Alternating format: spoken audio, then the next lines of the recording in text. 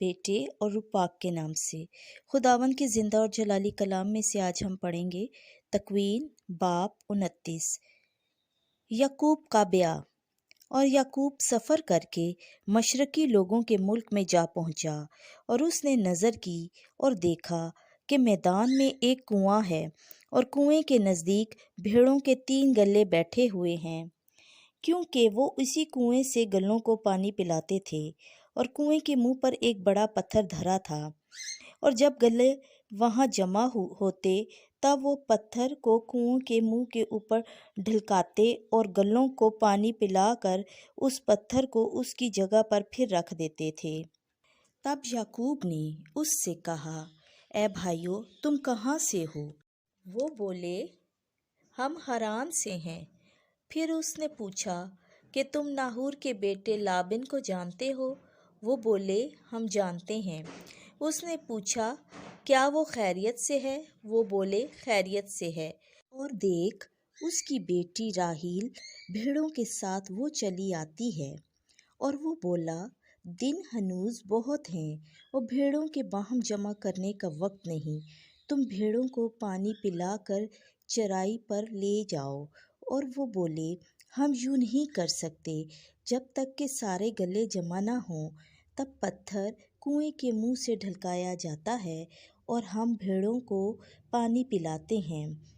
वो उनसे ये कह ही रहा था कि राहील अपने बाप के गले के साथ आई, क्योंकि वो उसे चराती थी।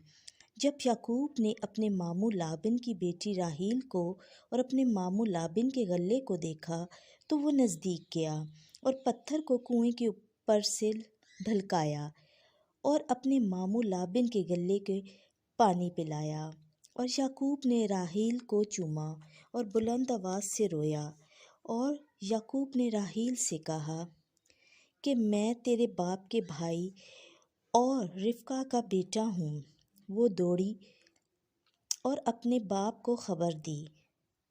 जब लाबिन ने अपने भांजे की खबर सुनी, तब वो उससे मिलने को दौड़ा, उसे गले लगाया और उसे चूमा और उसे अपने घर में लाया।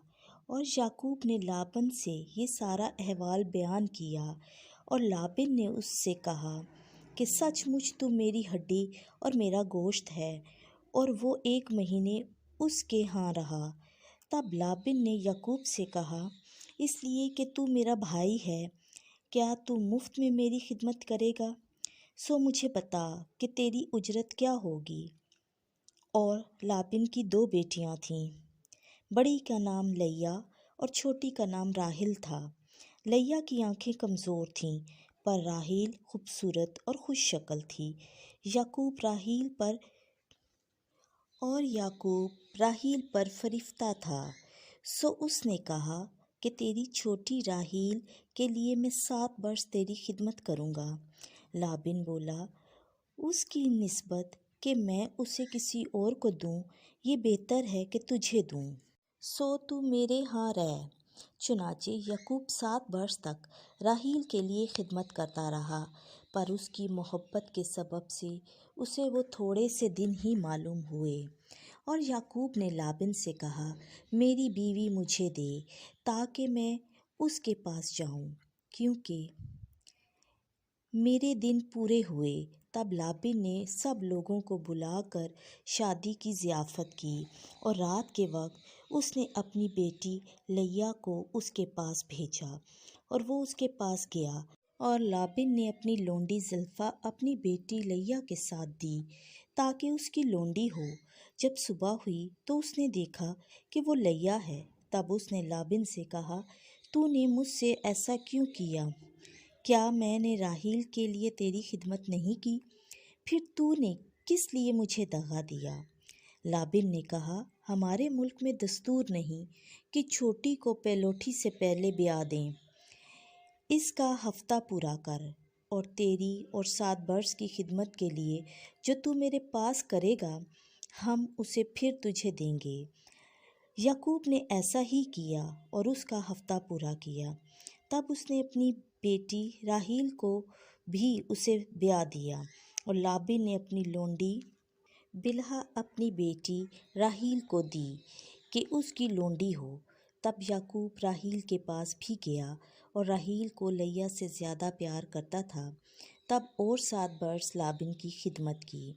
और खुदावंद ने देखा कि लैया से नफ़रत की गई तो उसने उसका रहम खोला, मगर राहील बाँझ रही और लैया हामला हुई और उससे बेटा पैदा हुआ और उसने उसका नाम रूबेन रखा, क्योंकि उसने कहा कि खुदावंद ने मेरा दुख देखा और अब मेरा शौहर मुझे प्यार करेगा।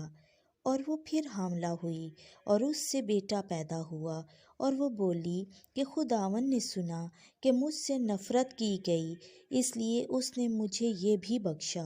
सो उसने उसका नाम शमून रखा। और फिर उसे हमल हुआ और बेटा पैदा हुआ और वो बोली कि अब की दफ़ा मेरा शौहर मुझसे मिला रहेगा, क्योंकि मुझसे उसके लिए 3 बेटे पैदा हुए, और इसलिए उसने उसका नाम लावी रखा। और वो फिर हामला हुई और उससे बेटा पैदा हुआ और वो बोली कि अब मैं खुदावंद की सताइश करूँगी, इसलिए उसका नाम यहूदा रखा। फिर उसके औलाद होने में तकफ़्फ़ुफ़ हुआ। खुदावंद के ज़िंदा और जलाली कलाम का पढ़ा, सुना और समझा जाना हम सब के लिए बाइस बरकत हो। आमीन।